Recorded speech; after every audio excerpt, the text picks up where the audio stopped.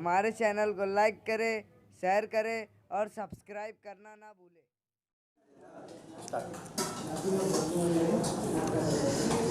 Malegaon luxury bus मालक संगठन की ओर से मैं भारत जगताप बस मालक संगठन अध्यक्ष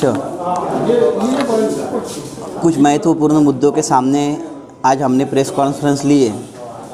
इसके बारे में हमने जो आज हम प्रेस कॉन्फ्रेंस में निवेदन जाहिर कर रहे हैं, ये पहले हमने माननीय मुख्यमंत्री, माननीय परिवहन मंत्री प्रांत साहब और मालेगांव के जो आरटीओ साहब इनको ऑलरेडी दे चुके हैं।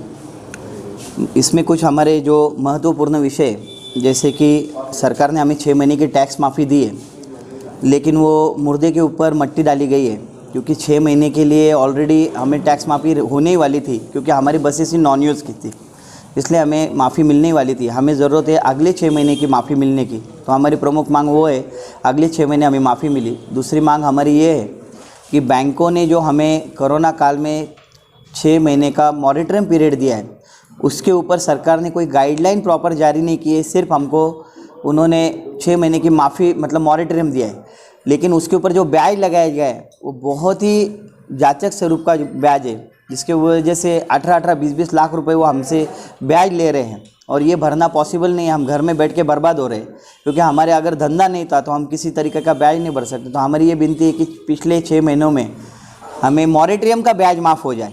हमने जो लोन लिया है और हमारे जो उसके ऊपर जो हमें हफ्ते बांधे गए हैं ब्याज के साथ में, वो ब्याज और वो लोन हम पूरा भरने के लिए तैयार है। लेकिन कोरोना काल में जो हमें मुद्दत दी गई है हफ्ते न भरने के लिए, तो वो मुद्दत हमें चाहिए, और उसके लिए हम किसी भी प्रकार का कोई ब्याज नहीं देंगे।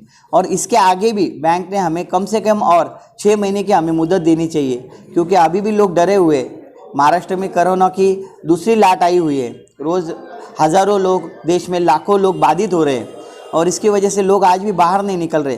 तो हमारी सरकार से ये प्रमुख मांग रहेगी कि हमें वो मॉरेटोरियम दिया जाए और 6 महीने का बढ़ा के, और उस पर ऊपर किसी भी तरह का कोई ब्याज न लिया जाए। तीसरा मुद्दा जो है, वो सरकार ने जो नई गाइडलाइन लाई है पीयूसी का, तो पीयूसी आज तक जो है हर दुकान में आपको 50-100 रुपये में हल्के तरीके से मिल जाती थी, लेकिन आज उसको इतना स्ट्रिक्ट किया गया है कि अगर आपके पास में पीयूसी नहीं रहेगी तो आपका इंश्योरेंस नहीं रहेगा। तो इंश्योरेंस न देने के लिए पीयूसी की कोई वजह नहीं है।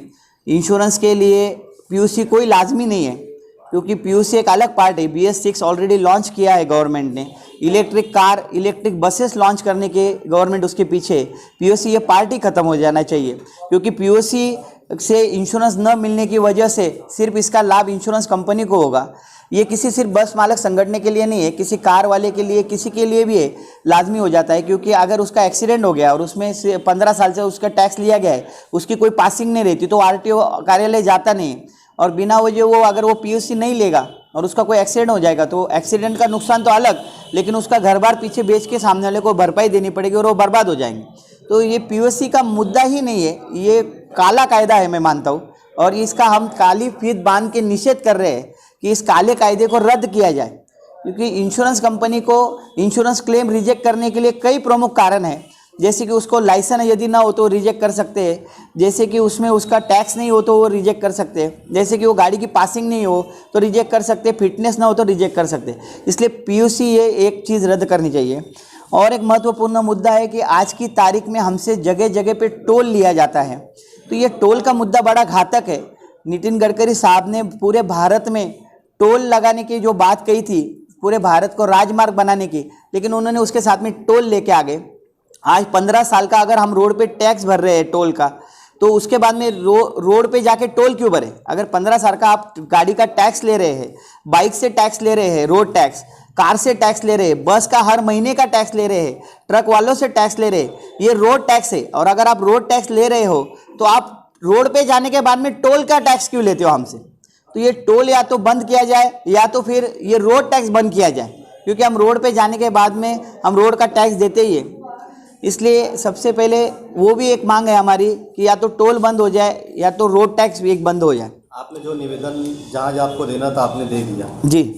अगर इसके ऊपर सरकार कोई अमल नहीं करती जी, तो क्या मतलब बस प्राइवेट बस जो आपकी मतलब सिचुएशन है, क्या मतलब इसको लेकर आगे कोई बड़ा धरना आंदोलन या इस 10 तारीख को यदि सरकार इसके ऊपर कोई एक्शन नहीं लेती है, और बैंक में भी हमने ये हमारा निवेदन दे चुके हैं बैंक अधिकारी के पास में, अगर बैंक अधिकारी भी इसके ऊपर कोई एक्शन ले नहीं रहे तो हम 10 तारीख को हमारी सारी बसेस, जिसने जो बैंक से, जिसने जो फाइनेंस से कर्जा लिया है, वहाँ पे हम वो बसेस जमा करने वाले, क्योंकि बसेस लगाने के लिए भी हमें पार्किंग लगती है, वो पार्किंग भी हमारे पास में पैसे देने के लिए अवेलेबल नहीं है। और इस 10 तारीख को 10/9/2020 को हम अपनी अपनी बैंकों में हम हमारी गाड़ियाँ लगाएंगे। और ये सिर्फ मालेगांव के लिए नहीं है, हम BOCI संगठन से जुड़े हुए जो पूरी भारत की संगठना है, जो आज के तारीख में सभी जगह पे बैंक जाके धरना कर रही है और आज की तारीख में प्रेस कॉन्फ्रेंस ली है। और ये BOCI के ही निर्देश है कि महाराष्ट्र के साथ में सभी राज्यों में हम 10 तारीख को अपने अपने वाहन जो है, वो चाहे ट्रक हो, बस हो, कार हो, टैक्सी हो, जो भी हो, हम वो बैंक में जमा करेंगे। इस प्रकार का हमने नियोजन 10 तारीख का किया हुआ है। नेशनलाइज मतलब ये पूरा नेशनलाइज हमारी ऑर्गेनाइजेशन है, BOCI संगठन है हमारी।